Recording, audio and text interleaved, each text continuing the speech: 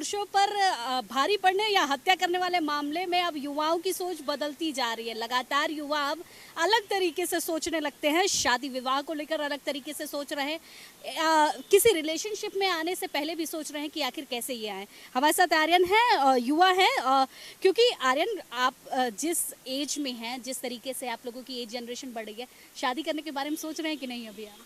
डर लग रहा है अब तो। क्यों? देखिए, कहीं ना कहीं समाज में एक सोशल मीडिया का बहुत बड़ा इम्पैक्ट पड़ा है। सोशल मीडिया के माध्यम से जो, चाहे वो पुरुष हो चाहे वो स्त्री हो, तो जो जल्दी अट्रैक्ट हो जाते हैं। वो अट्रैक्शन एक बहुत बड़ा माध्यम है कि वो सोचने समझते नहीं है कि क्या हम कर रहे हैं, किससे बात कर रहे हैं, बस जो उनको अट्रैक्ट कर रहा है उसके पास चले जा रहे हैं। तो कहीं ना कहीं सोशल मीडिया बहुत बड़ा इम्पैक्ट रोल प्ले कर रही है आपके जीवन में। उसको आपको कम करना पड़ेगा। आप सोशल मीडिया को उतना ही महत्व दीजिए जब तक आपके निजी जीवन में उसका कोई महत्व इफेक्ट ना पड़े। तो सोशल मीडिया कहीं ना कहीं आज बहुत बड़ा रोल प्ले कर रही है और मुझे तो डर लग रहा है शादी करने से। मैं आपको सच बताऊं, अपना एक्सपीरियंस, जो माहौल मैं देख रहा हूं आजकल, जो लगातार जो लोग कर रहे हैं, कोई डिप्रेशन में जा रहा है, कोई आत्महत्या कर रहा है, किसी की हत्या की जा रही है। नीला ड्रम बड़ा चर्चा का विषय है। आपको फिर उसके बाद हनीमून भी चर्चा का विषय बना। नहीं, हनीमून तो अलग चीज़ है, लेकिन शादी करने से पहले आप 100 बार सोचना चाहिए कि आप एक बहुत बड़ा किसी फैसला लेने जा रहे हैं अपने जीवन में। वो कहीं ना कहीं बहुत बड़ा जीवन परिवर्तन कर सकता है आपको। वो आपको सही दिशा में ले जा सकता है। आपकी जो पटरी चल रही है उससे गाड़ी उतर भी सकती है। अच्छा, क्या इस बार माहौल का भी इम्पैक्ट पड़ा है? क्योंकि जब पुरानी जनरेशन थी तो माँ बाप किसी से भी शादी कर देते थे, बच्चा बोलता नहीं था। आजकल माँ बाप अगर प्रेशर देने लग रहे हैं तो ये चीज़ें हो रही हैं। आपको क्या लगता है कि क्या इम्पैक्ट पड़ता है? आजकल देखिए, माँ बाप भी डरे हुए हैं। वो प्रेशर दे ही नहीं रहे हैं। जहाँ बच्चे की इच्छा हो रही है वो वहाँ कर रहे हैं, और वो इच्छा ही उनको दिक्कत में ला रही है। आप किसी के साथ 5 साल रिलेशन में हो, आपको लगता है सब कुछ ठीक है, लेकिन असली रूप तो शादी के बाद सामने आता है इंसान का। तो वही सामने आ रहा है। जॉर्ज एलियट ने कहा था, डोंट जज a book by its cover. तो पहले जांच पड़ताल कर लीजिए कि आप किसके साथ हैं, सही के साथ हैं, गलत के साथ हैं।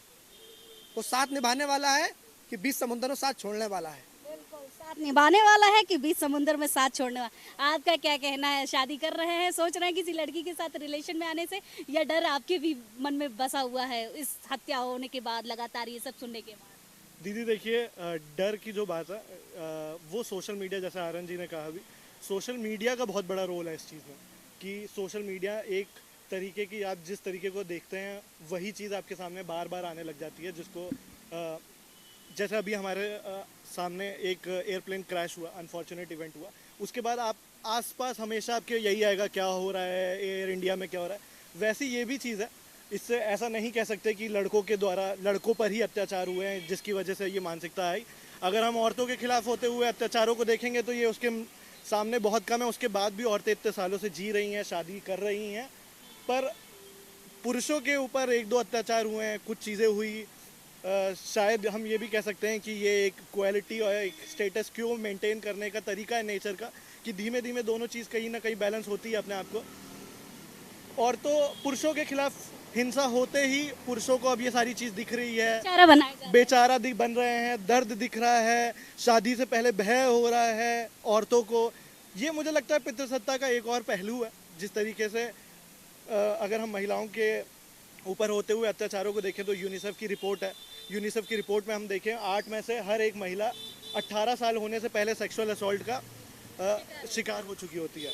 एनसीआरबी की रिपोर्ट उठा लें, हम सब लोग वाकिफ़ ही हैं एनसीआरबी की रिपोर्ट देखते हुए कि क्या हो रहा है औरतों के साथ। पर जैसे ही पुरुषों के साथ 2-3 चीज़ें हुई, तुरंत सारी चीज़, अगर आप आज भी न्यूज़ उठाएं आपको औरतों पे अत्याचार की भी रिपोर्ट्स मिलेंगी। पर एक रिपोर्ट अगर कहीं गलती से मिल गई कि पुरुषों के साथ हुआ है ये, या उन्हें काट दिया गया, महिला ने मार दिया, तो उससे सारी चीज़ बदल के सारा नैरेटिव दोबारा से औरतों के खिलाफ सेट कर दिया जाता है। पर हालांकि मैं ये बिल्कुल खारिज नहीं करना चाहूँगा जो अभी के इवेंट हो रहा है, मैं इसको कहीं से भी जस्टिफाई नहीं करना चाहूँगा। मैं इस पर ये बोलना चाहूँगा कि इस पर थोड़ा सा वेस्टर्नाइजेशन का बहुत बड़ा रोल है।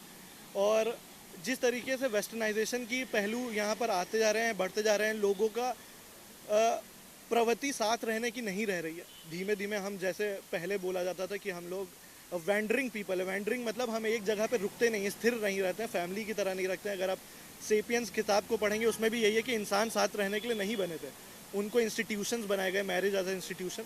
तो शायद उस चीज़ों की प्रवृत्ति को वेस्टर्नाइजेशन से लोग रख रहे हैं, साथ में रहने में प्रॉब्लम आ रही है। और फैमिली के दबाव से शादी करना पड़ रहा है, पर साथ में भविष्य में साथ में रहने में दिक्कतें आ रही हैं। और उस वजह से सोसाइटी के प्रेशर से बचने से अपने प्यार को ढूंढने के लिए आदमी ये गलत स्टेप्स उठा रहा है। और अगर हम देखें जैसे 498 डाउरी का जो 498 है डाउरी प्रोहिबिशन एक्ट में 9000 केसेस हाई कोर्ट में पिछले 4 सालों में दर्ज है, जिसमें से सिर्फ 46% को खारिज कर दिया हाई कोर्ट ने। तो ये भी एक आंकड़ा है जिसको देखना पड़ेगा कि किस तरीके से इन चीज़ों का गलत इस्तेमाल हो रहा है।